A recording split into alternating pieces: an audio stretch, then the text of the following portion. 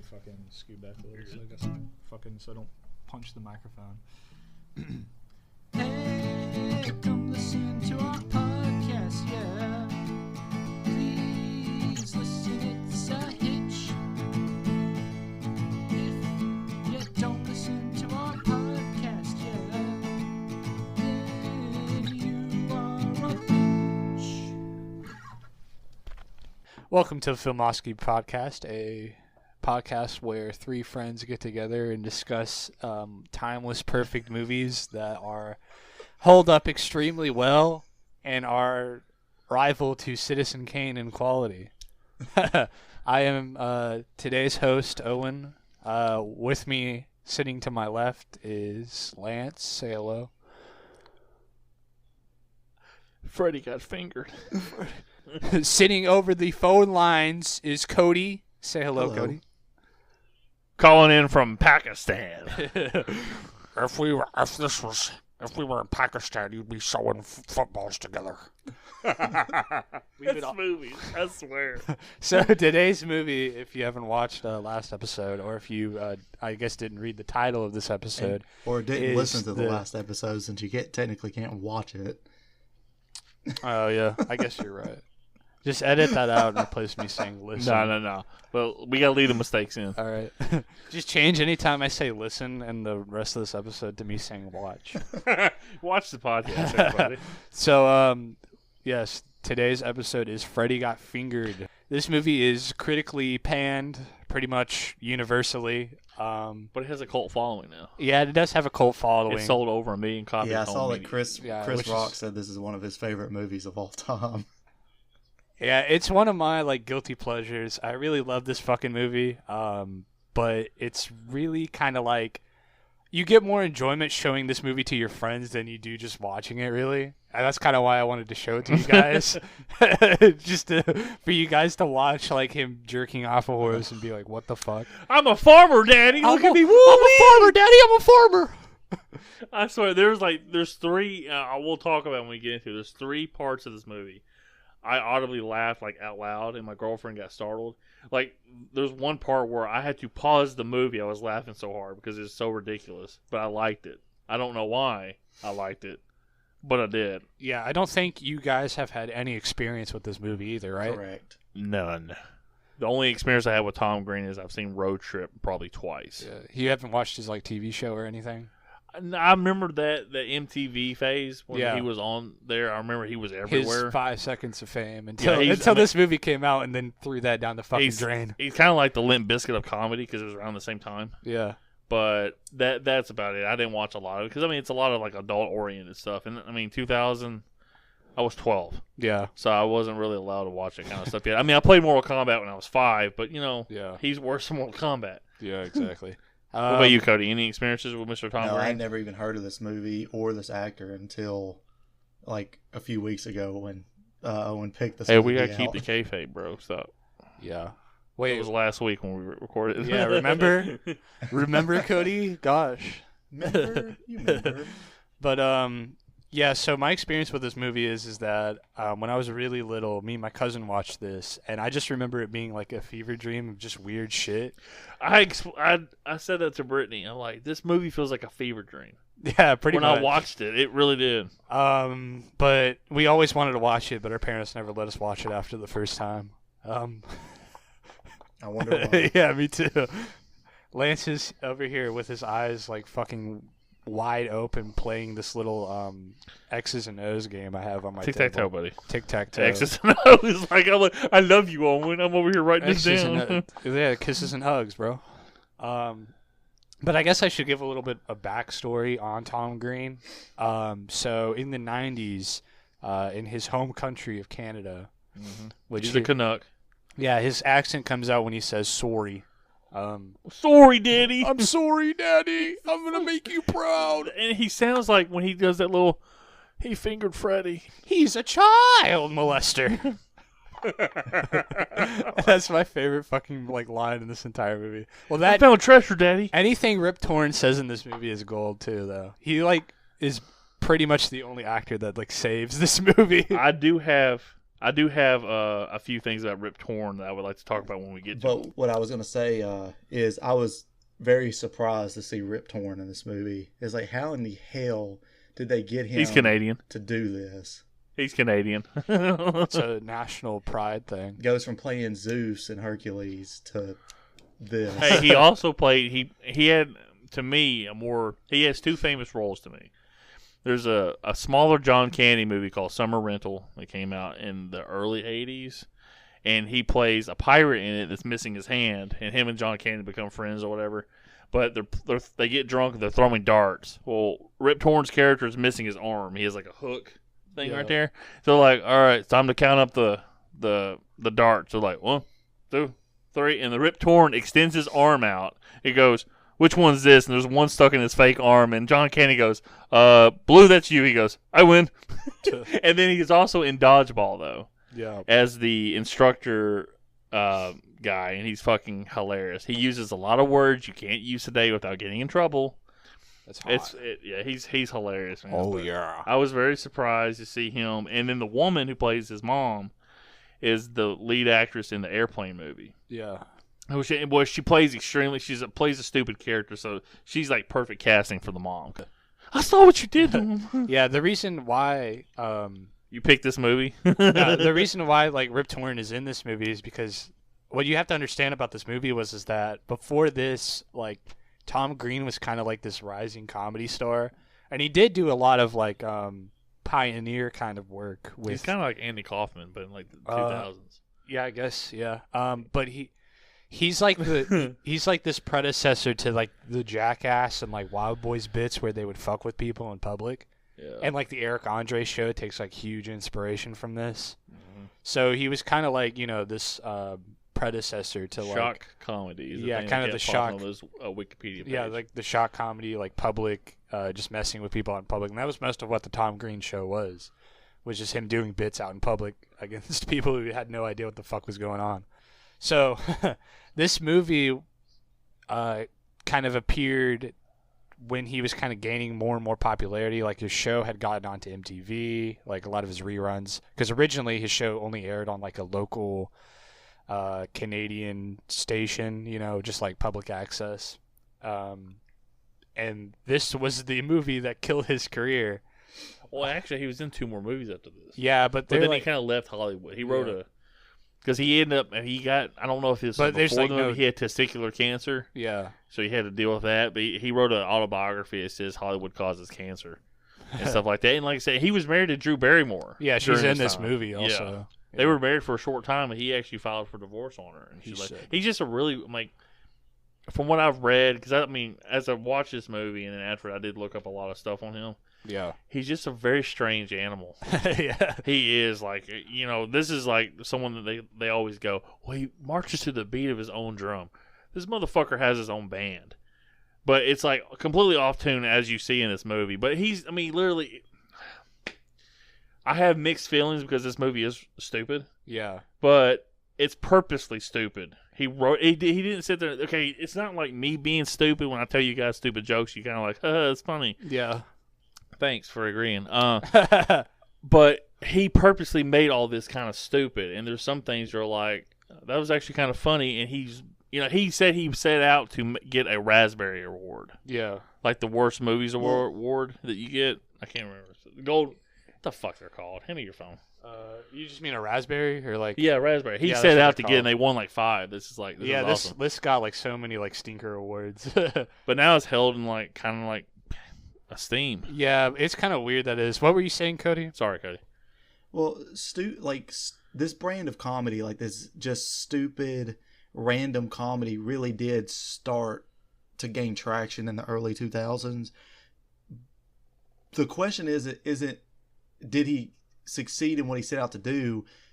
To me, it should be, did it work? And I don't think it worked at all. You didn't think it was funny? I never laughed at it. You didn't laugh at. He's a child molester.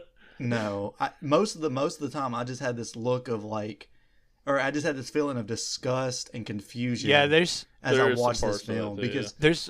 I mean, when you look at movies that use this same kind of like, oh, it's just dumb and random, but they actually work. look at the early scary movies, for example. Yeah. Like they're full of just stupid jokes, but a lot of them actually work and are funny. I think, yeah. Whereas this is just, it's too much. I think this is better than maybe like, is Scary Movie 2 the one where they're in the mansion? Yeah.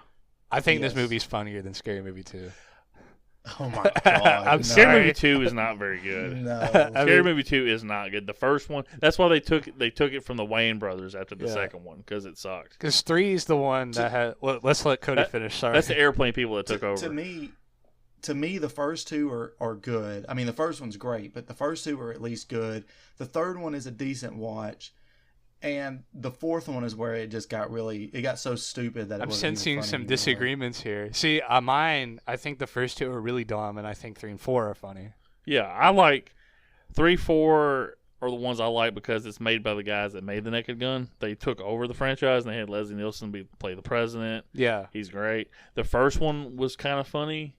But the only thing I remember of the first one is the scream face guy going, "What's that?" I just remember, like, there's that bit where it's like, I know what you did last summer, and they're in the car, and then, like, she's sucking the guy off. Like, Yeah. that's all I remember. I remember the ghost fucking the chick in the first. That's the second one. In the second one, yeah. The second one. Oh, yeah. Don't get me wrong. The fourth one has its moments. Just before we get off the scary movie topic, Yeah. The fourth one has its moments, like when the guy's trying to sell the house and it's the grudge house, and like he's like the hair shows up in the corner and he's like stuffing it into a bag, and the kid pops up out of the tub and he like punches him in the face. Or I think it was the fourth one because Brenda died in the third one. She was killed by the ring girl. Well, she dies in all of them. And she comes back in the fourth one, yeah. The fourth one, when she shows up, Cindy sees her. She's like, "Brenda, I thought you were dead." And she's like, "Girl, I thought you were dead too." And for some reason, that always made me laugh. Yeah, I like those movies made watching The Grudge and The Ring easier. I haven't seen The Ring, but the third one makes fun of The Ring. Yeah. It has that awesome video where they're watching and there's a chair. It makes fun upside of down. that sequence is so funny. And then the dude gets on the chair and he's like throwing up, and you see The Ring, and he opens up a toilet seat and looks down, and you see his ass. Yeah, starts shitting. It's awesome. But this movie, like I said, I mean, we'll get in, like way into it, but there's some things funny, and the thing is, like, people talked about this when I was in middle school. Yeah. When they saw this movie, and this was obviously of the time, but I really hate when people do you know what, it's really of its era or some stupid shit like that. This wouldn't work now. It fucking happened. There's shit that's happened in the 80s, the 70s, the 90s, the 2000s, the aughts, which is what we're in or what we were in. They're like, "Oh, that really didn't age well." I'm like, shit, dude. None of this shit ages well. But I mean, there were some things I found funny about the movie. I wouldn't watch it again. Yeah. But I don't think it's even really a matter of has it aged well. It's like it wasn't really like well to begin with, really. yeah, but the thing is, everything was on purpose though. Yeah. And The thing was, he meant This to. is like that time I bought a brand new pack of tortillas from Kroger, and 2 days later I opened them up and there was a big patch of blue mold all over. Oh it. god! And that's something I'm going Is to it get from into. Mission? No, I think it was the Kroger. Oh, brand. okay. Because I was See, saying that our was your- mission vendor fucking sucks. That was your first mistake, bro. The Krogers. The Krogers. But that's something I'm going to get into a little later. Is there is a prevailing theory that Tom Green. Well, this is all but confirmed. This first point, and that the movie's basically just a parody of, like, you know, those what the fuck are Farley brothers? Farley Brothers, the yeah. Farley brothers. You know their movies. It's basically just like a parody of that. Yeah. Because it has like the same kind of setup as, like, I don't know, like an Adam Sandler movie or something, where it's like the Like Dumb and Dumber. And yeah, all like that the stuff, yeah. the lovable idiot protagonist. And there's plenty of scenes in this movie where, like, there's scenes that would be in one of those movies, but it's just like twisted and completely fucked up. Like, he has a love interest, but the love interest, like, only cares about sucking his dick, and that's it. There's no, like, relationship there. It's awesome. And then in the beginning, it's like there's supposed to be this touching moment with his dad, like, and he's like, "Make me proud, son." He's like, Get out "Proud." of the fucking way! Yeah, there's that. And then before that, they're just going, "Proud, proud, proud." It's so stupid. Well, the thing is, when him trying to sell the cartoon, that was him actually. It's like based off him selling the cartoon to MTV. Or his show. Yeah, so, show. Yeah. Yeah. I mean, the entire story is basically just supposed to be Tom Green's experiences, trying to get fame, because he actually like worked at a fucking like Subway. I'm pretty sure. So. You gotta have enough cheese on your sandwiches. It's an almost autobiographical movie. Autobiographical. Say it again. God bless it. Autobiographical Spoof. Is what that is. Yeah, basically. And he's just like, I'm gonna waste $14 million. Yeah, but the other prevailing theory is that he made this movie basically just a joke on the production company. Like, they gave him a $14 million budget, and there's a scene in this movie towards the end where he's like, I spent I forget how much he says, but he's like, spent $250,000 of my million on the jewels, and then I rented the helicopter, and then that's $1 million all gone. That's another scene I laughed at. You see the helicopter, he's flapping his arms like a bird. It's really stupid.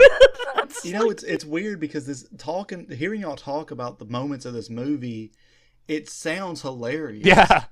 So to me, it isn't even the idea of the movie or the script itself. It's just the execution of it. Because watching it, I found every single character to be extremely irritating. Yeah, they're all assholes. Like, everybody is a dick in this movie. Yeah, but that's the point of it. None of it's funny. And some of the moments, like y'all are talking about it, and it's making me smile thinking about it. But I remember watching it and just having this, like, thinking, like, what in the hell is this movie? And, like, not finding it funny at all. Yeah, there's no real a problem with this movie is I think a lot of the bits are funny, but the setup's bad. You also have to be in a certain mood to watch the movie to find it funny. Yeah, that's what I'm saying. When I think the best way to watch this is with a bunch of people who haven't seen it before, and that's really where you'll get your most enjoyment out of it. But another like detriment to it is that like a lot of the funny scenes are just sandwiched between this shit that is like so like painfully unfunny. Like the kid getting, I mean, some of it's so unfunny that it curves around to be funny, but the kid like fucking getting his like teeth knocked out. He falls into the car. Oh yeah. Yeah, and it's like so like fucking like okay. Brutal. Yeah. And the thing is, I didn't know that was his dad. I thought that guy was a pedophile. Because He kind of does look like a pedophile. Well, the thing he says, he goes, "Come on, I have a kid over here tonight." It's like, what the fuck?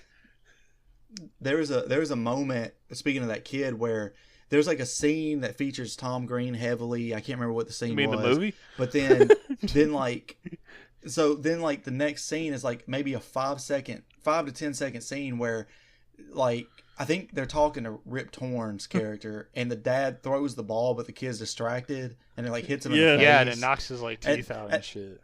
Yeah, and he's like, ooh, and then it just like ends, and it's like, why was that even in here? It does not fit in this moment. It's so unfunny. Cody, is there anything that fits in this movie? Let's be honest. No, I mean, I definitely was not going in this movie expecting to see a man jack. Yes, off I want to know horse. what your thoughts were as soon as you saw the fucking map. I know you saw him going down to like L.A. and then you just see him look at a horse, get a boner, and start jerking it off. Well, the fact that he stopped the car like for that. one, I thought I better cover this up because I was sitting at work, and I better not. You were watching this at work. Yeah, well, I didn't think it was going to be that bad, and so there was that, and I was like, what in the fuck? And I was so disgusted by that scene. It wasn't funny to me at all. This is a stud farm, boy. I'm a farmer, Daddy. I'm a farmer. And then another scene that really just like disgusted me is when he hits that animal and he like climbs inside of the skin. Oh my and he's, God, like, the dancing deer? around in the road. I love it. Yeah, That scene was the first scene I audibly laughed. Is when you're like, he goes, "It's stinky." No, I'm stinky. And the next scene is he's dancing with the fucking deer on his back. I'm just like, that's when I started laughing. but see, and that's what I mean. Like right now, I'm like, I've got a big smile on my face because it sounds funny talking about it, but watching it, it's just not funny to watch. It might be funny if you watch it again, Cody. We'll sit here while you do that. I'm never gonna watch it again. I'm never gonna watch this movie ever again. We'll turn this podcast into a commentary. Yeah, just turn into like, this is what's happening here, everybody. Maybe one day if we do a Patreon, we'll be like, yeah, we'll go through and make commentaries for the movies we've done. No, the Patreon's going to, hey, let's make Cody watch and commentate shitty movies. That's going to be the Patreon. You're fucking tied up like a Clockwork Orange with your eyes like bolted open. But yeah, that's like the movie's just sandwiched between so much like unfunny shit. There's that and like the gross out humor is just so. There's a lot of gross out shit. Like when Like the baby being swung around. In the Oh my hospital. god! the funny thing about that scene is that scene's like infamous because everybody hates it, thinks it's terrible, but like it's funny when it just snaps back to like a normal movie and he's like looking at the baby and he's like kind of happy and he looks up at like the mother and he's like, I don't want to give up the baby. I think it's funny when the fucking I don't know how to say it in a proper term. The ladies are banging the drums. Yeah. Hey! It's so fucking. It's so stupid. The setup doesn't make any sense because It's not supposed to. I know it's not supposed to. It's like so you- much shit in this movie is just like Tom Green being like, "Can I put that in a movie? Fuck it, might as well." Yeah, I mean, You said this movie had a $14 million Yes. budget. What did it make in the box 14.3 office? million, so it almost broke even Good basically. but also it's sold over like 1 million copies, like home media too. Yeah, it has. There's kind of like a renaissance and the post kind of like 3.0 internet days where like everybody who's like grown up on, I don't know, Tim and Eric and stuff, like go back and watch this movie and think it's hilarious. I still think. That explains it because Tim and Eric is also not funny. So. Ooh, we're getting into some hot water now. Some people are going to be disliking this podcast now, Cody. They're going to be reporting Well, us. we don't have a like and dislike button on it, Oh, yeah. so Well, they're gonna unsubscribe from our Patreon or whatever. We've got like 2 subscribers. Or they're gonna unpledge from our Patreon. All right. Do you want me just to jump into the plot? I guess because Yeah, if you can make sense of it, go for fuck it. it. I mean, the plot's like pretty simple and kind of stupid, but anyways, it opens up with Tom Green. He's playing Gord. You know how long I've done this job? 6 years, and that's the greatest pitch I've ever seen in my life. I feel very comfortable in giving you a check for $1 million Sorry, my to dad's greenlight the crazy. show. But it opens up with him or it doesn't even open up with him skateboarding, does it? No, he's like he has his cartoons in his lap and he's like doing little voiceovers of them. Look at my And- trot, daddy. Yeah, no, it's not. I know, but Yeah. that's just thinking about that. No. Look later at my on. hooves. I hate that fucking part. It annoys me. It's supposed to. Look at my hooves. Look at my hooves. It fucking literally, that part makes me angry. He does it on purpose. I know. But beautiful it thing makes me about it. fucking so mad. don't worry. I kind of get it. His voice is extremely it's even more irritating during that scene than the rest of the movie. Look at my hooves. Here are my hooves. But right off the bat with this opening scene where he's laying in the bed like with his drawings or whatever, I was already It's just a annoyed. cat. Like, He can see through things, but just wood. just you can only see through wood. see, you know what this actually gave me a vibe of? It felt like Justin Roiland's brand of comedy, Yeah.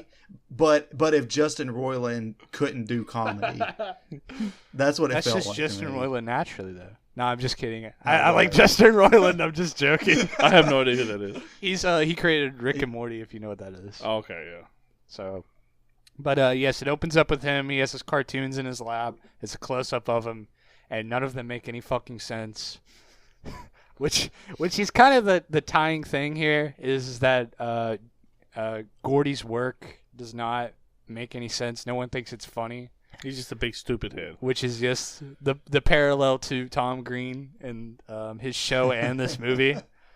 So he's going to move down to Los Angeles to work at a cheese sandwich factory. So stupid. And then so there's a little skateboarding scene where we get to see Tom Green kicks You make me proud, son. When he gets proud. Proud.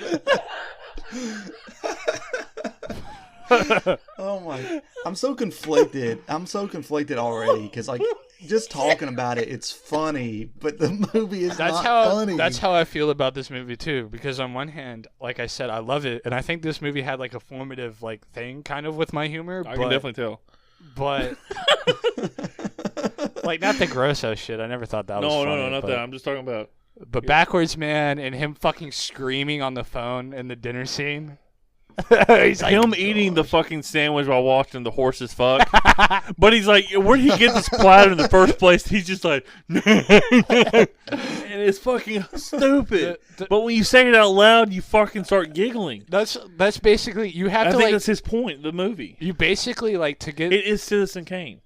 Yes, it is. This is the Citizen Kane of modern comedies. But to get any enjoyment out of this, you basically have to deconstruct it and think that it's like, this is the real world, basically, is what you. But it's hard to because like none of the fucking like events make sense. But all the other characters are like, Gordy, you're a fucking idiot. Like he would like, just the fact that when he gets to Hollywood, Yeah. he only works one day at the sandwich factory, and then he breaks into the studio. Which is actually pretty ingenious. He's like Japan floor. Japan floor? Japan. Japan floor. And then when you see the guy, like, he would be able to have this whole conversation with the studio head. Like, look, your drawings, pretty good. Story, fucking sucks. It makes no sense. You need to get inside the characters, Gordy. Inside the character. Inside the You know how long I've done this job? 6 years. You know, when he said inside the animals, I thought, God, he's gonna go fuck a cat or something. I thought he was gonna fuck the deer when he pulled up to it. Oh, finally. but the part he's like, oh, so stinky. I'm stinky.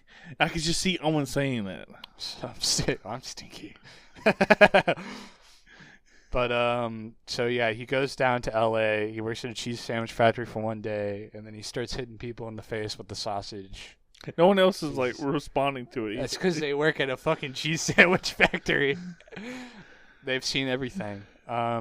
So he goes to, as we said, an animation studio and shows his drawings. Well, he goes there pretending to be a delivery person. Yeah. And Drew Barrymore says, well, he's not here. So he makes up the story about his wife dying. His wife's dead. And he has the whole little scene with Drew Barrymore just because they're married. Yeah, and you think that, like, they might get together, there might be some romance, but then, like, it just suddenly, like, clicks, and she's like, get the fuck out of here! Get security!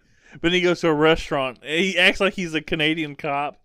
Or he's dressed English Bobby. Yeah. English Bobby. He's like, are you this? I can't remember the guy's name, but...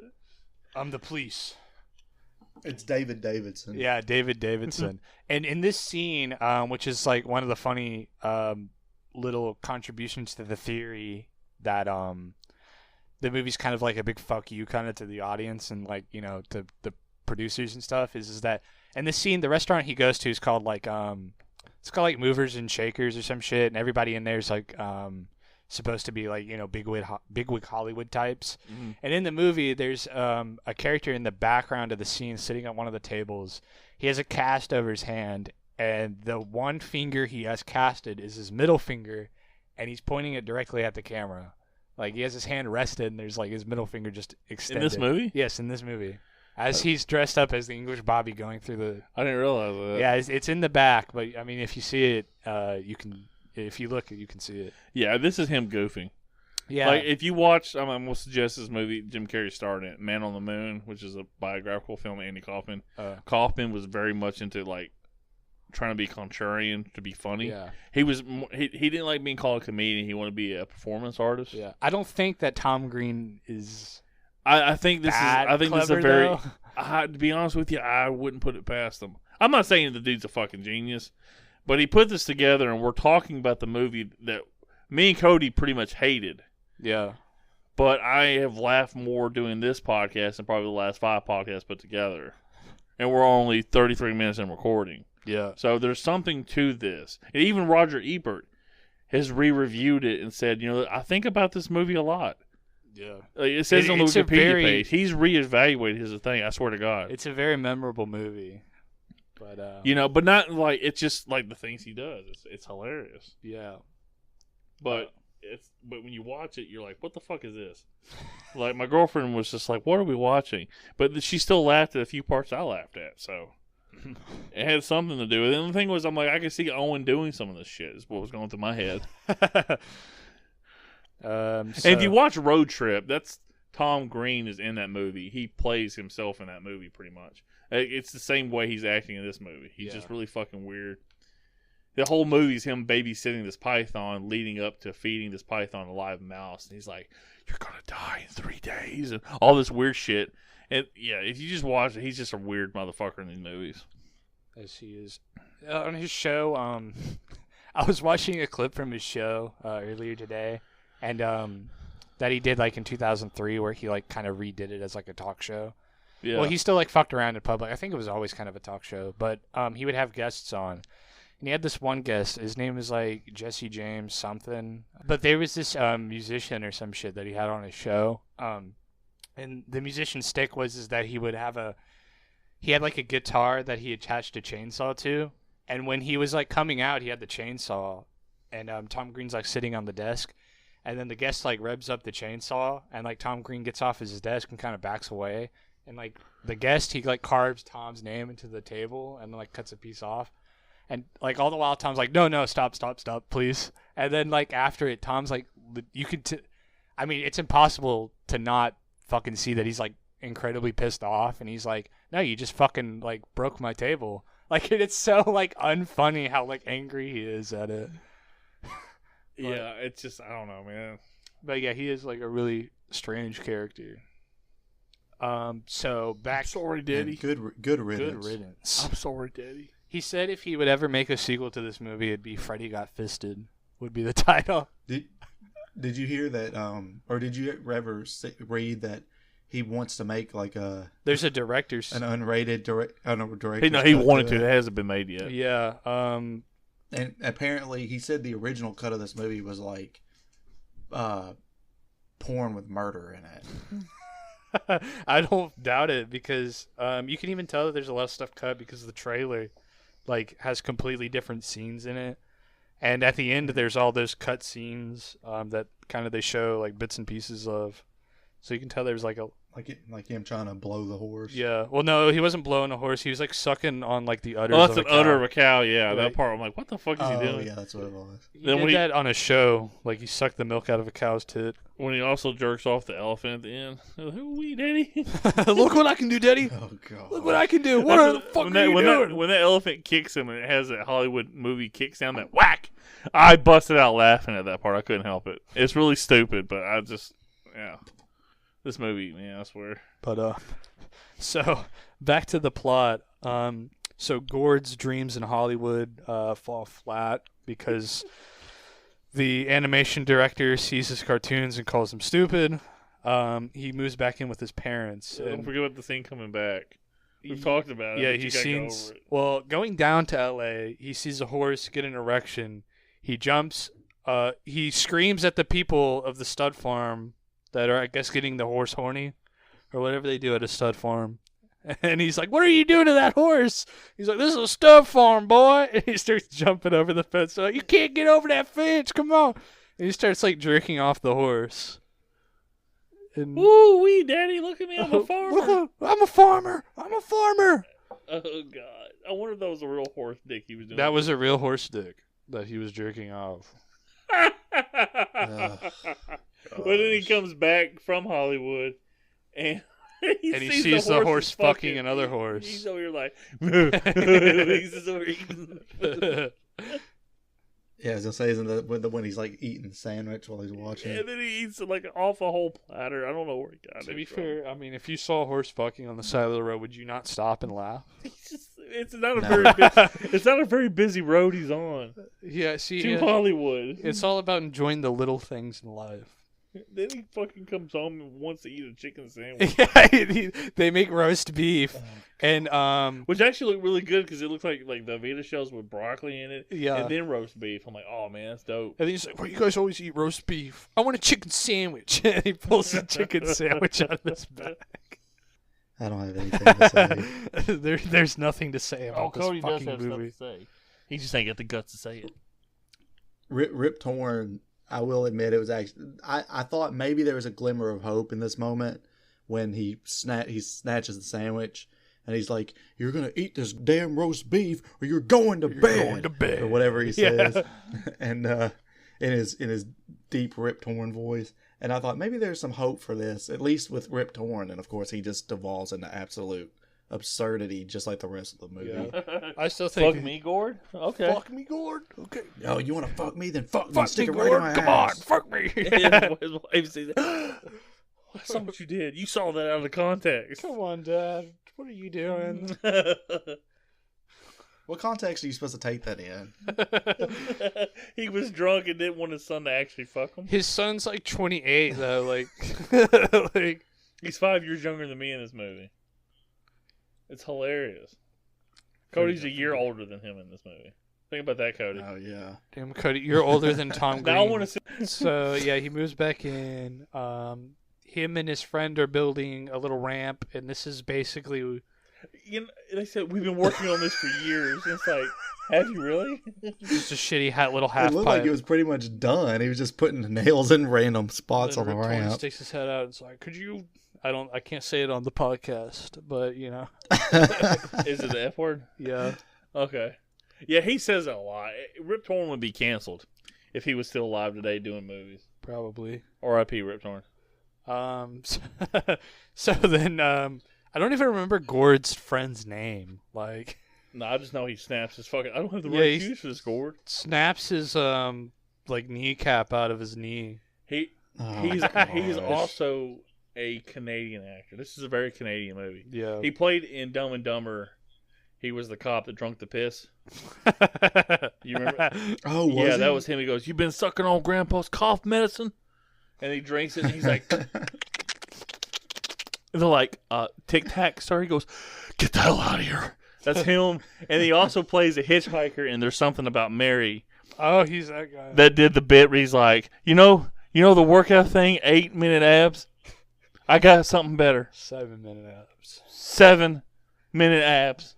And he's like, and he's a serial killer. You don't know it yet. He's got a body Yeah. hacked up with him. But and then he's like, oh, that's really Ben Stiller's like, okay, yeah, I get it. What if somebody comes up with 6-minute abs? You know, then you'd be kind of screwed, right? And he's like, what? That's stupid. that's stupid. Who works out in 6 minutes? And he's like cussing him out. And he goes, step in my office.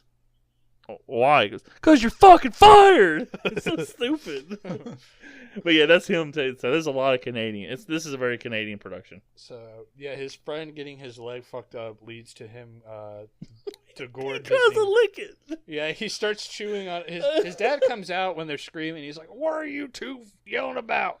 And It's oh my god. he's like, "Oh God, call it, get him." He says, "Get him a job," and he's like, "No, wait, he has a job. I mean, get him an ambulance. You don't have a job."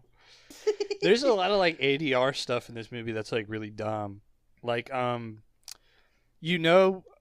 the next scene where he's in the hospital with the pregnant lady and stuff, and like Tom Green's like, "You're a cripple too," and he starts like moving his leg.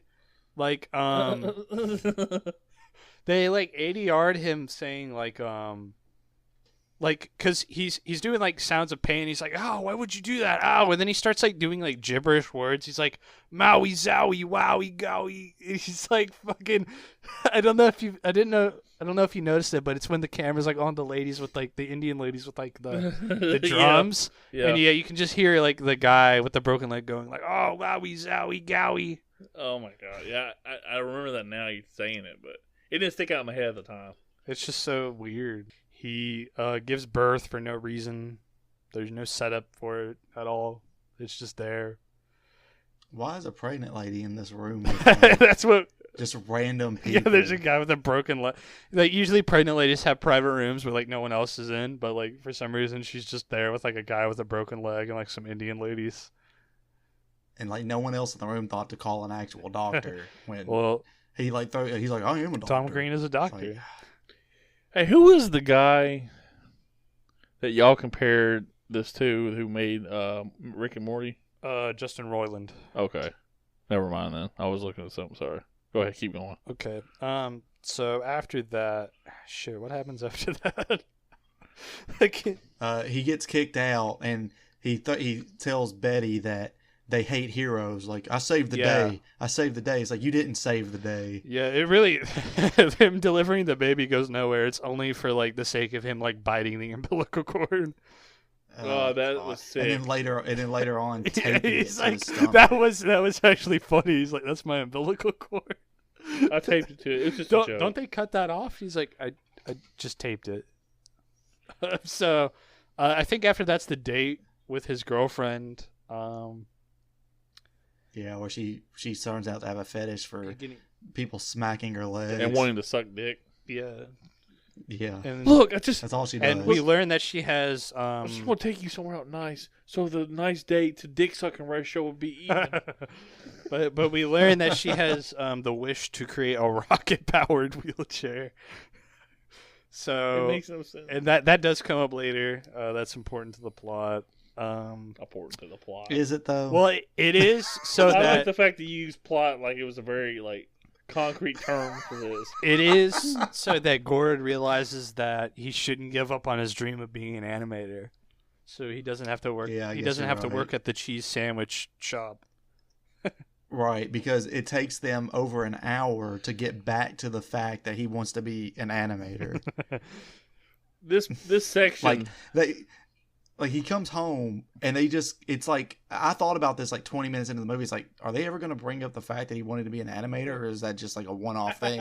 And it's like literally over an hour into the movie before they ever mention it again. like on the Wikipedia page of this movie, where it says the plot section, it should have plot with a question mark. Plot? Yeah. And then, hey, let's not talk about, not forget, but the part where, this is the part I stopped the movie and I laughed uncontrollably. Yeah. For like at least 3 to 5 minutes. My girlfriend was kind of like, okay, we're going to play this movie. I'm like, I'm almost done.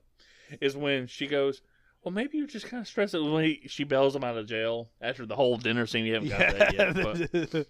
But I'll let you do the dinner scene. We'll get back to that. Okay, yeah. So the dinner scene, really the only thing to say about that is he has like this so he fools his dad into thinking he has a job so he can get a suit and borrow some money. Do the backwards thing real quick. Yeah, he goes backwards man to backward. He has like his dad's suit on backwards. He's looking in the mirror. He's just walking backwards He's and running going back and forth. backwards man to backwards man. I can walk the back as fast as you can. Lance is laughing very hard at the backwards man to back.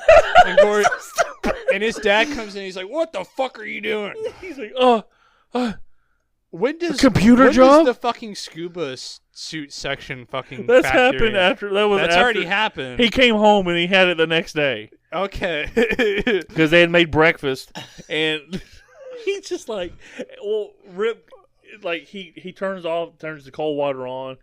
I found a treasure. I found a treasure. It's like the soap on a rope. Yeah. Soap on a asshole. rope, you fucking idiot. He throws him Get out, through the get out shower. of the toilet. Well, he flushes it.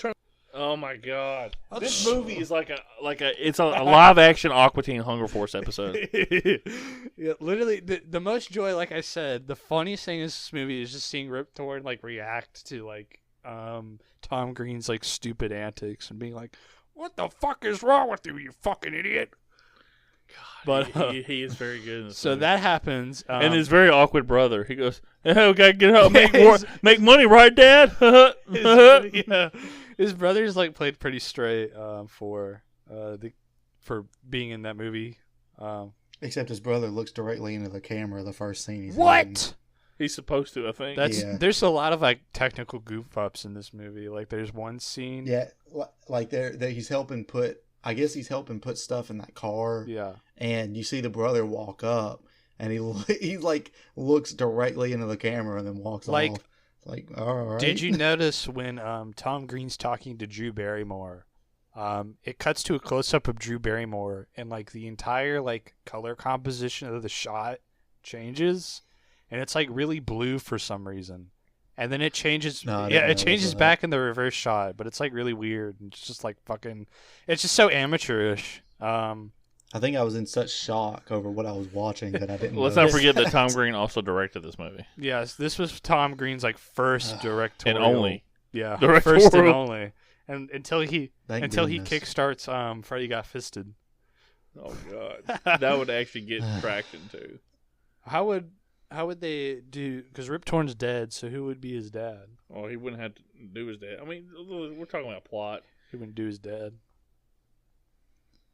He wants to do his dad. Well, that comes into point later on. Yeah. So The dinner scene, though. yeah, the dinner scene. Really, the only funny thing to say about this is that Tom Green's character is there with his stole girlfriend. dad's car phone. He steals his dad's car phone and he has his the thing recorder recorded. to try and fool his girlfriend that he's like a stockbroker. He plays it. It's like, bring. He looks around like, oh, excuse me. He plays the ringtone, and then he picks it up, and he's like, sorry, I have important business. Hey, you said ringtone. He plays a tape recorder of a ring from a phone. This ain't a ringtone. And then if your kids today will be like, oh, okay, this is 20 years ago. He had a tape. This is another good fucking part of the movie is when he just starts screaming into the phone. He's like, you're fucking fired! You're fired! And everybody's looking at him like he's a weirdo. And he's like, I told you fucking He's like, I told you Geneva! And you heard Helsinki! You're fucking fired! But, and then Rip Torn's character sees him there and is wondering why he's not at his job, so he confronts him. So somehow Rip Torn doesn't notice him screaming at the top of his lungs into the phone. But it takes the guy with his son to point out the fact that he's over there. Yeah, and the son, what's his name, Little Timmy or something? I don't even remember. I will say the scene, it kind of did make me smile just a little bit whenever he's screaming into the phone. And he's like he's still like eating food. Yeah. I don't know why, but he's like stuffing his face and he's still just like screaming into the phone. That was pretty good. Funny. And then, so the other funny part of the scene is where Rip Torn comes up to Tom Green's character, and he's like, oh, "There isn't a job, is there?" Yeah, he's like, "Gord, there is no job, is there, son?" And then his girlfriend's like, "Is this your dad, Gord?" And he's like, "No, this is little Timmy. He gets us food. Go away, little Timmy." And he's like, and then Rip Torn's like, "What the fuck are you talking about?" And then he starts mocking Betty, which that made me feel extremely uncomfortable. Yeah, Rip Torn's character is just like a dick, so he's supposed to be, but it's funny. And then he starts spanking Tom Green. Yeah, I don't remember that. You don't remember that? Like Betty's like leaving. She's like, goodbye, Gordy, and like she's going away, and Rip Torn like has him by the arm and is like spanking him while he's calling out for Betty. I just remember where he threw green beans at his dad. I like that part. And then after that, we were talking about something. Oh, okay. Well, she bails him out of jail. Yeah. Okay. Yeah. And then they're having a conversation. He goes, "I'm a big stupid head. I can't draw my cartoons. I don't know, something blocking my head." And she's like, "Well, why don't you do something to relax? Like, play music, or eat, or." Draw. And he's like, and this is my favorite exchange in the movie, and this is where I fucking started losing it. He's like, "That's a lot to do." She's like, and she's like, "What?" And he's like, "That. I have to draw, play music, eat. I've only got 2 hands." And she's like, "Oh, okay." She laughs, and then the next scene, he's built this contraption with dangling sausages that he's playing music with, and he's got drawings. This is the most infamous scene of the movie. This and the baby. There's so many scenes in this movie that are so memorable that, like, you could say how unfunny this movie is, but you can't deny that there's like stuff that really will stick with you after you watch this. He goes, "I'm a big stupid head." He built this contraption that was very intricate, and that's why I lost it. "Daddy, would you like some sausages?" "Daddy, would you like some sausage?" He's like, "Gord, what the hell are you doing?" I forget what he says before that. "I'm being creative, Daddy. Daddy, would you like some sausage?" He's got bacon hanging by his ears with a shower cap. "Daddy, would you like some sausages?" "I'm being creative, Daddy." "I'm being creative, Dad." Oh, God. I had to pause that scene. She goes, "Are you okay?" I'm like, "Yeah, hold on." And I played that scene twice. It was awesome. I loved it. I don't know why I loved it. It's just really stupid. I forget what he starts singing in the first, because he starts singing something at first. Damn it, I put my phone to sleep. Hold on, yeah. Owen's about to play it on his phone. Not for us, but for him. Because he says something at first that I always thought was funnier than "Daddy, would you like some sausage?" Hold on. Okay, yeah, it's just him going, "Sausage, sausage." Hold on, wait. Yeah, get to the dad part. Hold on. Okay. Daddy, would you like some sausages?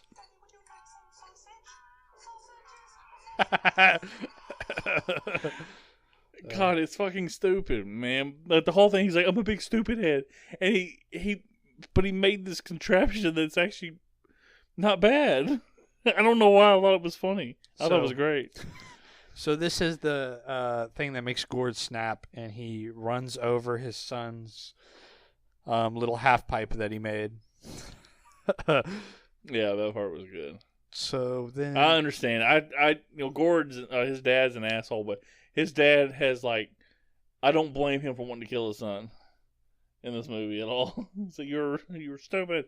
So that leads them into a family therapy session where a part of the plot that and the namesake of the movie that really has nothing to do with the plot, really. He falsely accuses his dad of molesting his little brother. He goes, he's a child molester. And he was like, but the best part was he pulls out his finger, he goes, he fingered Freddy. He goes, he fingered Freddy. the healthcare worker gives him a really weird look. He's just like, oh. And they're like, what the hell are you looking at, bitch? He's lying. He's lying. He's a child molester. Just so stupid. And then he breaks the window. He starts screaming. And there's the line before that where he's talking to his mom. He's like, I don't know why you see him.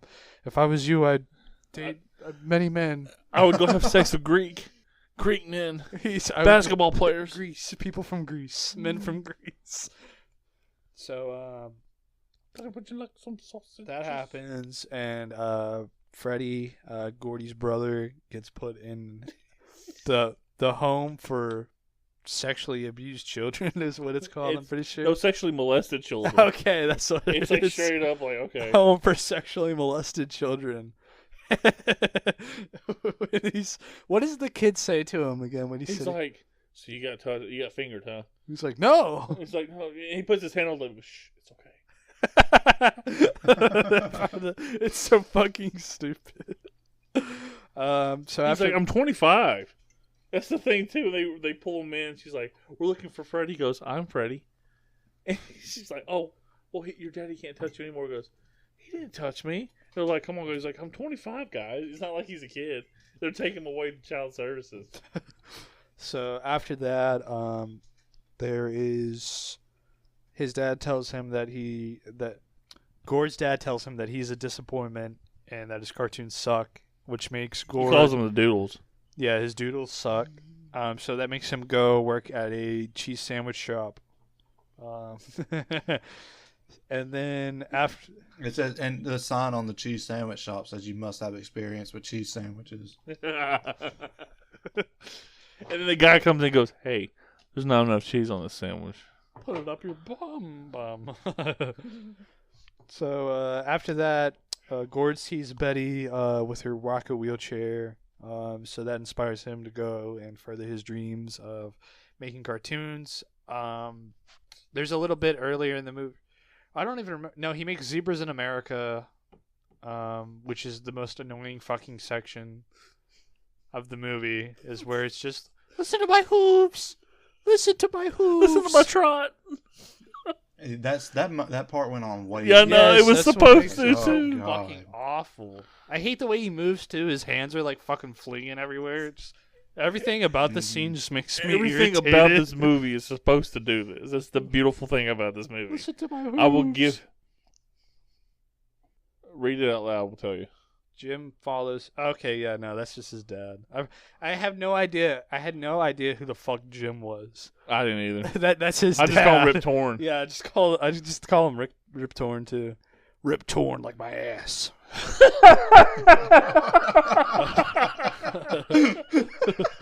So this is where his name is so weird. Why is it Rip Torn? It's like fucking broke. That might be a stage name. Broke shattered. I swear to God, that's sounds like a catchphrase from Doom Rip or something. and tear until it is done. Rip. Let me look it up. Hold on, because I have the link right here. His name's Elmore Rural Rip Torn Jr. So Rip is just his Rip is just his nickname. Torn is his actual last name though. He's from Texas too. Texas. Fuck you, Texas. I thought he was Canadian. That was my bad. Canadian. So this is where the movie starts getting meta with the plot. His cartoon is successful, and he gets a check for I think it's $1 million, something like that, or maybe it's like 100 million. It probably says it on here. It's a Okay, million. yeah, it's just $1 million. Hey, when that guy goes, but I've referenced it twice though. When the guy goes, that's the greatest pitch I've ever seen. You know how long I've been at this job? 6 years. You think he's been there like a lot longer? It's great. It's just his dad beating the shit out of everybody. So Gord, and true with his actor, spends the money that he gets from the production company on really stupid, frivolous things like jewels. The money's gone. I spent 150,000 went to jewels. It was the jewels. And 100,000 was to rent the helicopter for a day. And then this will be the last of the money. $1 million come and gone. So, but the funny moment here, which is another thing that like kind of lends itself into what we were talking about with this kind of making fun of these like early 2000s comedies, is that there's this moment, kind of like in like a bunch of Adam Sandler movies where he has like this love interest where like they kind of reconnect, and like they share like a moment. So Gord comes to his girlfriend with like a helicopter and like a bag of jewels, and he's like, "It's a bag of jewels, Betty." and she just like completely shatters it with like, "Gordy, I don't care. I just want to suck your cock." So I don't want jewels. I just want to suck your cock. I just want to stay at home and suck your cock. which is supposed to be, I guess, him if he meant it this way, I guess making fun of these kind of shallow love interest characters in these comedy movies. So after that, how dare you? Shallow. Yeah, can you remember the teacher from Billy Madison was not what about Adam Sandler's wife from Click? Was she shallow? Do you remember her? Sorry, I'm reading up a Rip Torn over here. What happened? We were just talking about I didn't mean to like zone out. I'm over here reading Rip Torn. He's a fascinating dude. We were just talking about like the dumb love interests and like like early 2000s comedy movies like Joe Dirt and shit. Yeah. Like how you don't remember like the love interest character like at all. No, you don't. I just remember him eating the only thing fries off of that space poopy. Long. Yeah, that thing was fucking hilarious. And I found this out while we were shooting this pre-recording that this came out the same year as Joe Dirt, and I think that this movie is funnier than Joe Dirt. I'm sorry to say something so controversial, but yeah. Well, I've seen Joe Dirt twice, and I can't remember anything from it. So do you think it's fucked up that Joe Dirt has a higher IMDb score than Freddy Got Fingered? No, I think it's fucked up that this movie has a higher Rotten Tomato score than Mortal Kombat Annihilation. It does? Yeah. I think this movie's better than Silent Hill Revelation, and Silent Hill Revelation's got a 12. This has a 10. Yeah, that's total bullshit. I guess people were just offended about the baby. Fuck Facebook, do you? Fuck Facebook, do you? Does he fuck Facebook? So he spends money to relocate his father's house while he's asleep. Well, he put him to sleep. He relocates his house. Oh my god! Hey, when that Pakistan. whole scene though, the dad can't see the dude standing in front of him. Yeah, and that's actually Tom too. It's Yeah, someone shoots a dart yeah. in his throat. So he shoots a dart in his throat. Stupid. They go, and this is where I basically tune out because like the rest of this movie is pretty stupid, and it doesn't even make a lot of sense because like the plot's just dropped because. Okay, so the whole point of the movie is that he's supposed to be getting his dream job as an animator, but it's like he's already blown all of his money, and now he has no money. And then he for some reason gets his dad delivered to Pakistan. Yeah, it's so out of the blue. It's because the single fucking line at the beginning of the movie where his dad says, "If we were in Pakistan, you would have been sewing soccer balls together," And then he relocates him to Pakistan so that he can have this one line where his dad opens the door and he goes, look, Dad, we're in Pakistan. Now we can sew soccer balls together like you wanted. And then his dad tries to kick his ass, and it all climaxes. Him jerking off an elephant. It all climaxes with an elephant's climax. To my third favorite scene where the elephant kicks him, and you hear the whack. And then they get captured by, I don't know, The police, because they were fucking everything up. It was like Middle Eastern like militia or something. I don't even remember. So yeah, they become hostages and then they get saved. And there's a big crowd, and at the end of the movie, there's a sign that says, "When is this movie going to end?" Yeah, there's a sign that says, "When is this movie going to fucking end?" And that's exactly how I feel at this like long stretch at the end of the movie. They go back to the molestation house, and all the kids look the same, but his brother's got long hair. Yeah, for some reason, yeah, he like grew out his stuff. His mom's over there hanging out with Shaq. He's like, "I got my nipples pierced for you, and can you do this?" Some weird shit, man, in this movie. Weird shit. And so the exact end of the movie is when the kid runs after the limo that Gordy and his dad get taken in, and he gets sucked up by the propeller, and blood goes everywhere. I'm okay, Daddy. I'm okay, Daddy. Yes, they I'm pretty sure what had happened in the original cut of the movie was that he was just supposed to die. Like, there was not supposed to be any line like put at the end of the movie where he's like, "I'm okay, Dad." Like, he was just supposed to like literally die, and that was the end of the movie.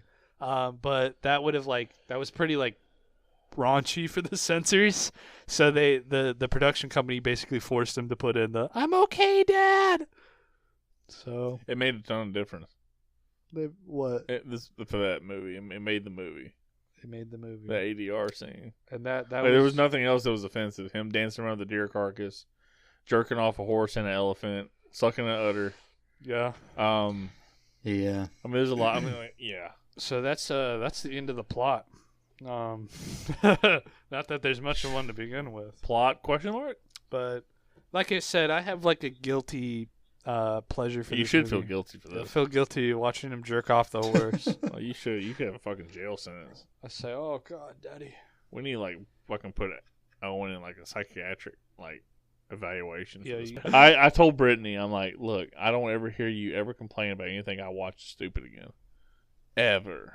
Until someone Owen inevitably picks another stupid movie that we have to watch. I'm gonna pick Click next. Oh, I actually don't mind Click. I would watch Click 1,000 times. The part before where watching he's this like, again. I'd watch Twilight again before I watch this. That's total bullshit. No fucking way. I'm dude. sorry, dude. There's no fucking way. There's things in Twilight. I actually Twilight agree is with fucking Lance. like literally irredeemable garbage. This actually has like one or two funny moments that actually make you laugh. No, there's like 5 or 10. 5 or 10, that's a lot. There's probably about 5 moments in Twilight that's legitimately funny. They didn't mean to be funny. Yeah, but Because they think they're Yeah. being like sincere about it, and it's fucking stupid. it's not that funny though. Fuck Twilight. It is funny to me. Especially the sex noise that Cody didn't get in there. We're pissing Owen off. I'm getting so fucking angry. Nah, I mean, like, I totally understand that this movie is like complete dog shit. Like, But that's the beauty of it. It's supposed to. He made it for this reason. He wanted just to, I think he was like, I think there's. so you want me to make a movie? Okay. Yeah, there might be an element to that, but there's also just the possibility that because some of it is very telling. Like I said, there's like a lot of scenes where it's like you can tell he's just making fun of like the dumb, like comedies of the early 2000s and stuff. But then there's like some elements where it's just like, what the fuck does this even mean? Like, why is this in the fucking movie? It's part of the shock comedy, man.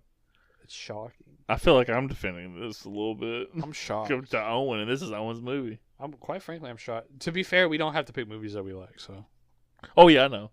No, man, I think this was a very enjoyable watch because I had never felt so awkward or cringe, disgusted, and legitimately laughed in a movie like this ever. Yeah. And the funny thing was, I mean, this is a story about Jacob, who is the little brother of Alex, who's been a guest host on 2 of our episodes. Check out in the archives, Mortal Kombat and Christmas Vacation. Archive, motherfucker. Jacob, we were talking about Nightmare on Elm Street or something like that, and he hadn't seen the movies, and he goes, I named off Nightmare on Elm Street, and he goes, Freddy got fingered. That's one of the titles, right? I'm like, no, it's not. It's a completely different thing, Jacob. Daddy, would you like some sausages? Daddy, I'm being creative. Daddy, would you like some sausage? Daddy would like some sausages. It's so stupid. This movie, man, this is going to be our shortest podcast ever. Yeah, there's not. Well, I don't know. It'll be close. No. But I was gonna say, do y'all have anything else to actually say about this, or should we just get into the recommendation? I think this movie is an abomination and also Abomination. a unique experience at the same time. I think if you like drugs, I'm going to go into my suggestion. I think if you like drugs, you should watch this movie. I think children should be banned to watch this movie until they're 21 because it will shape their humor and For the worst. for the worst. I think that parents that show this movie to children should be put in jail for at least 6 months. But yeah, I mean, I think you have to watch this movie one time. I will recommend this movie for someone to watch at least one time. Just to experience what I experienced. Like, what the fuck? Yeah, I say you definitely need to, like... The best way to watch this is to have someone who has watched it show it to you, and then you just further, like, the cycle. Like, it's what like if? AIDS. I'm just curious. You have to give it to everybody. Jesus Christ. Yeah, I don't know. This is hard for me. That's what the horse said. At the beginning. That's what... At the beginning of us recording, I was coming into this. I was like, I hate this movie. It's irredeemable. It's an abomination. It's just That's the word of the day. Complete Abomination. completely worthless. This is exactly But how people felt when they first watched the movie in theaters. As we've been discussing it, talking about certain scenes or a lot of the scenes, it actually is funny to talk about and reference. But the question is it worth watching the movie? Cody, would you like to take relatives and in-laws that you are not fond of, put them in a room and play this movie on loop? They'd probably come out like fucking... They'd come out fucking crazy. That's all you gotta say. They just come out fucking. They'd come out fucking. They'd get so bored. Yeah, I don't think I can recommend this movie. While it's funny to reflect on, it's just I think it's a complete waste of an hour and 30 minutes. What about Turtles in Time? Oh yeah, That's also I would watch it over this, but that's kind of also a waste of time. I don't know. Well, I did I like would that still- one line in Turtles of Time that goes, he swallows that frog and That's goes, fucking man, stupid, though. That's fucking dumb. Shut up. I've had enough. oh man, I swallowed a frog. I hope it wasn't an ancestor. Oh man, I swallowed some cum. I hope it wasn't my own. Is it dumber than a guy jerking off a horse No! and saying, "Look, Daddy, I'm a No, farmer," it's or whatever the hell he said? it's not dumber. Is it I du- mean, it hey, is dumber. Is it dumber than him going, Daddy, I'm being creative while he's got sausage? And Daddy, would you like some sausage? Those are actually funny. Seeing Tom Green jerk off a horse is funny. I had the same reaction. Okay, I had the same reaction to that scene as I had in Turtles in Time when he goes, "Man, I swallowed a frog. I hope it wasn't an ancestor." I swallowed some cum. I And I thought that shit was great. I mean, there's some shit. I mean, I was defending Turtles in Time more than Cody was. I swallowed On a that condom. podcast. I hope it wasn't used. Oh God. Yeah, but yeah. Under normal circumstances, no. If it's somebody you don't like that's trying to buddy up to you, tell them to go watch this movie. If it's If you can hang with this humor, we're friends. They come back. I loved what it. the It was a fuck? masterpiece. Now we're gonna be good friends. Closer than friends now. like, I mean, I would show this movie to somebody we work with. Daddy would, yeah, but he would be like fucking. He definitely would not find like any humor in it. No, I think he would like this movie. No, I don't think he would. He'd just be like, "What the fuck?" Exactly, that's the point. He would be like, start laughing because there's some things. Yeah, I but like he Anthony. wouldn't like fully appreciate like appreciate what. he wouldn't be. You wouldn't be able to on. fully appreciate Tom Green stopping his car, screaming, and jerking off a horse. I mean, like, that's. He's like, he wouldn't appreciate it. Like, appreciate what the fuck? There's an element to appreciate in this movie. Yeah, when it ends. It's funny that I'm saying this stuff because like it's kind of like Ford because we talked about Roger Ebert early on. He did a review where he said one of the lines in the review was like for like one of his written reviews, I think on his website or something. He said there may come a time where this movie is viewed as an avant-garde masterpiece, but there will never be a day where this movie is viewed as funny. It is true, yeah. And 20th Century Fox is the one that blew $14 million on it, so it's probably And now, same. And now, Disney owns it, dude. Yeah, that's Wait, Disney's $14 Disney million. Disney Awesome. owns Freddy Got Fingered. I'm pretty certain they got the IP to it. That's fucking badass. Shout out to Disney. They Put should it on Disney Plus yeah. on suggestion page. Disney's gonna make the sequel. Mickey Got Fingered. Oh God! I told you, Goofy. He's a child molester. Oh, I told you. Oh man, I'm a farmer, Minnie. Wow, Minnie. what an episode, though, guys. Wow, Minnie. I can't believe Pluto fingered Goofy. Your fucking impression's so good.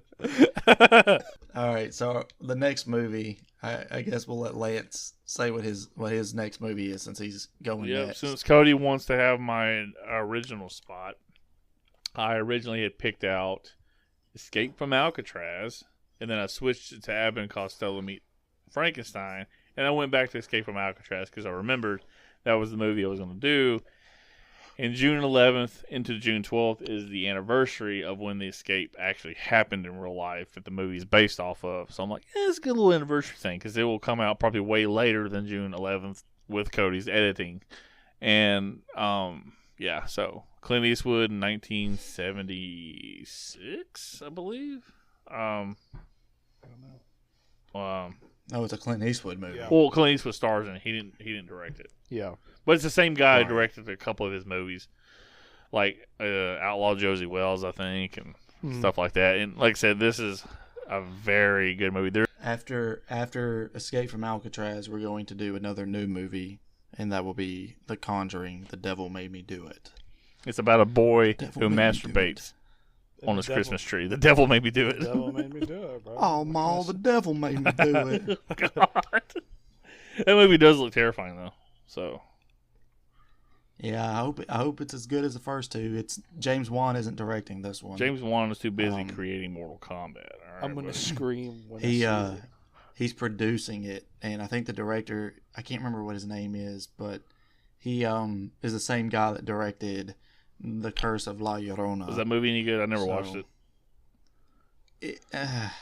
I think it's the weakest. Well, it's one of the weakest Conjuring universe movies. I think Annabelle, the first Annabelle movie, is probably the only one that I would consider to be worse than that one. You know, the problem I have, well, I guess we'll do a quick commentary since this podcast is so short. The problem I have with the Conjuring movies is they're really scary to me on the first watch, but by the end of the movie, there's no ending that's satisfying. I'm still not scared. I'm not scared anymore. Like I've seen the monster too many times for me to be like terrified of it anymore. Like it's like a really good, like, you know, how do I put this? It escalates and escalates for me, and then right before it orgasms, it just stops. It's like, Well, I'll say this: like the Conjuring movies is my favorite horror movie franchise. and I won't of all hold that time. against our friendship, Cody. The first Conjuring movie did not scare me at all. I mean, it had a couple of moments that make you jump just because, you know, of cheap jump What was scares. the first but- Conjuring movie about? That fucking witch. Yeah, it was the witch who owned the property that the family moves into the house or whatever. But yeah, that part, you know, seeing her like the witch on top of the dresser, that shit was terrifying. Yeah, that part made me jump. And the clap, And the then clapping part. The clap is The chlamydia, great. Now, I mean. the I'm just Conjuring, the first Conjuring movie is like, I think it's a fantastically made movie, but it's just not scary to me. The second one's the same way. I think the second one is a great movie, but it didn't really scare me. It made me feel more uneasy than the first one did, though. But we'll see how this new one does. Yeah, the second one, See, I've watched the Nun movie too, and that Nun movie, like, it was like I get sucked into a movie, I get terrified, like, oh yeah, everything's great, but then I get to the ending, it sucks. So maybe that's just on me. Yeah. Well, the Nun, the Nun isn't scary either, and to me, you have to go into the Nun expecting to have it's almost like a fun horror movie, if that makes sense. Yeah.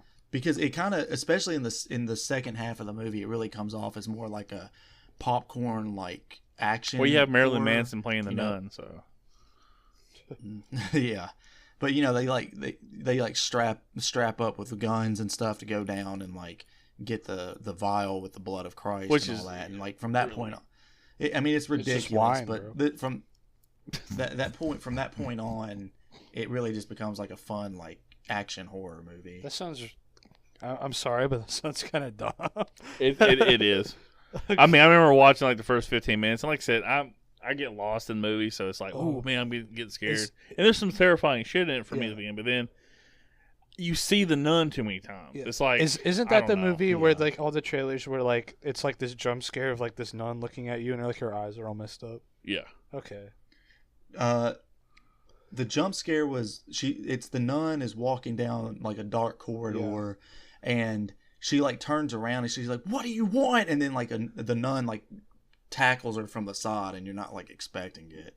I remember watching the trailer for it when it first, they first released it, and it made me jump bad. I was like, "Oh, this is gonna be great," and then it. Like the first half is kind of creepy and it has some good scary moments, and the second half is just more like a popcorn flick. It's really the only scary movie. I don't watch scary movies like I used to. The only one that kind of is the Ouija origin movie. Ouija. Oh, the ending of that movie scared the fuck out of me.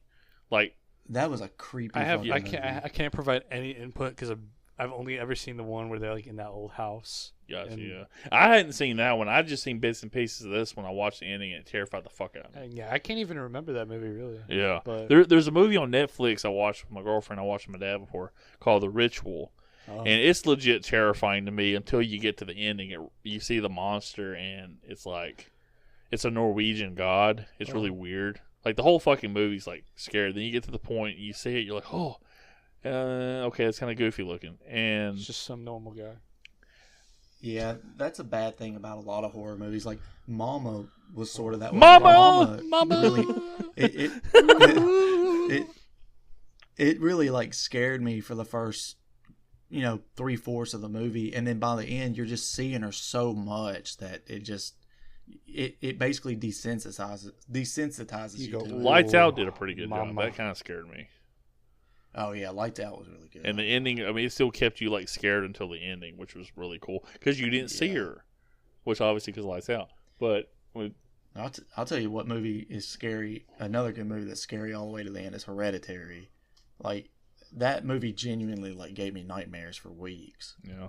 Well, my nightmares, I think I said on the last podcast, but I actually had a nightmare after watching the first Conjuring movie.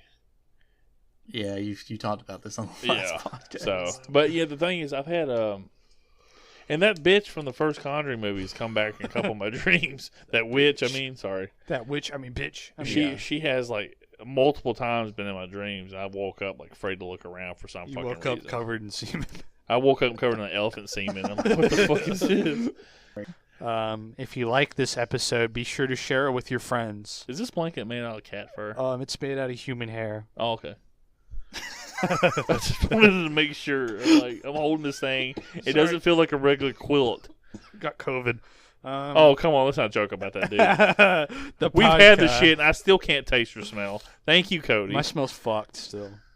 Yeah. Cody, how is your smell completely fine, but you were patient 0? I wasn't patient 0, but yeah, mine came back after 4 days. Mine came back after like fucking probably a month, and it's like fucked. Like things smell weird.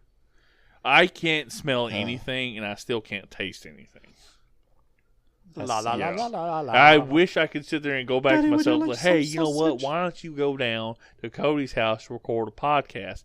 The audio of those podcasts were shit, and it was a mistake to go up there in the first fucking place. Well, we got some good Joe with all of us in person. Like, So that was good, but yeah, the audio thing was. I think if we ever meet up in person again, we need to get an actual like proper setup. I think all we would have to do, honestly, is use one microphone. No, don't. That's not it. What we have to do is somehow find a way to connect 3 microphones into one computer. Because the problem we were getting was that we had 2 separate instances of Audacity running, so a lot of echo. Yeah, so we were just picking up on each other's. I wonder if we could have plugged a splitter into the splitter I had. And be all janky about the shit. I don't know. If anything, we could always just get like a cheap mixing board or something where it has multiple mic inputs. And we should have a mixing board that has sound bites where we can put shit in there. Soundboard so we can play like little guitar riffs and stuff. Welcome to Filmoscopy. And when someone says a stupid joke, we can play a clip of the guy going, "This is an example of jokes that make people hate you." I was listening. It was great. Anyway, so it was this movie was an experience, guys. It was an experience that it felt like when you're on the toilet and you're constipated, but you have to go to work. And it's 2 a.m. No, you got to get to work in 15 minutes, and nothing's coming out, but you feel it. Yeah, I feel like you're just stuck in limbo. This is like when you have a fever. But you're gonna get fired if you don't get there on time. This is like when you have a fever and it's 1 a.m. and you wake up and you have diarrhea, and it's the thoughts in your head when you're having the spicy shit come out of your ass. I think that's the perfect ending for this. Yeah. So, if you liked this, give us a like. Subscribe to our OnlyFans. If you like this, OnlyFans. cry every Tim. If you like this, if you cry every time, like this. I don't know what our Twitters are, but follow Daddy, us. I'm a farmer. And so that'd be it. Daddy, I just wanted to be like you, do it my own way. He says, why the? Okay, yeah, he does say that. He's like, you've always done things your own way. Daddy, would you like some sausage? Daddy, would you like some sausage? Okay, that was it. All right, that's it. Bye.